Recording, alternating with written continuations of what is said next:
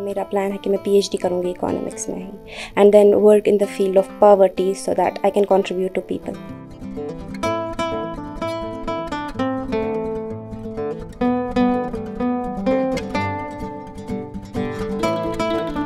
My name is Faraza Salim. I hail from Gojwara and my subject combination included economics, political science, psychology, functional English and general English. I secured second position in the state yesterday and I was very elated seeing my results. In the heart of hearts I believed somehow मैं अच्छा score करूँगी पर इतना अच्छा score होगा I did not expect. मेरे हिसाब से हर एक सब्जेक्ट की अपने अंदर एक एसेंस होती है. कोई सब्जेक्ट इजी नहीं होता है. Until and unless you don't study you can not qualify it. पर हाँ, अगर हम सिलेबस के हिसाब से देखें सिलेबस कम होता है बट एट द एंड इसका अपनी एक इम्पोर्टेंस होती है, अपनी एक एसेंस है और अपनी एक सिग्निफिकेंस है.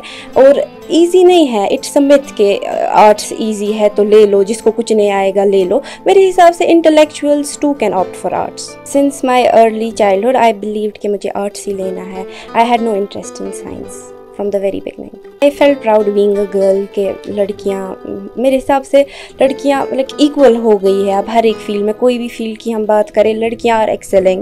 So I think girls have achieved a lot of, they have broken the glass ceiling of patriarchy and are going forward. My father works in a bank.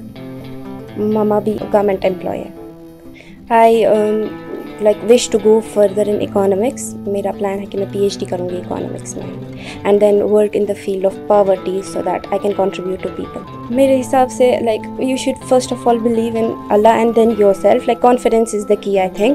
अपने आप में भरोसा रखो and no subject is superior, no subject is inferior. या मेरे हिसाब से हर एक सब्जेक्ट की अपनी एसेंस होती है and अपने आप पे कॉन्फिडेंस रखो और इंटरेस्ट जिस सब्जेक्ट में है उसमें आगे जाओ.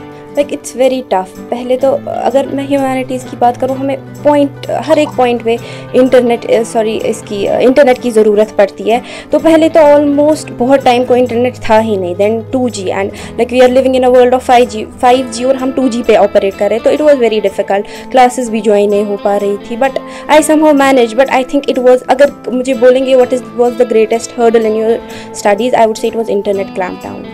हाँ, टीचर्स का सपोर्ट एंड पेरेंट्स का सपोर्ट दे वर अवेलेबल एवरी टाइम. ऑनलाइन ही हो रहा था पर फिर इंटरनेट की वजह से ज़्यादा वो क्लासेस चली but we could not properly नहीं हो पा रहा था. But support was there, parents का support was there. They believe in you and parents भी टीचर्स भी एवरी टाइम कुछ भी हेल्प चाहिए होती थी we could approach our teachers both from tuition and from school. I think एक इंसान हेल्पलेस हो ही जाता है इस पॉइंट पे. हालात भी ठीक नहीं होते, इंटरनेट भी सही नहीं चल रहा होता है but you have to believe in yourself. फिर कुछ नहीं हो सकता. We can not bring back this time. ये इम्पॉर्टेंट टाइम है, we can not bring it back. I think I would give a message कि believe in yourself and go for whatever interests you. कोई societal pressure में आके कोई step मत लो.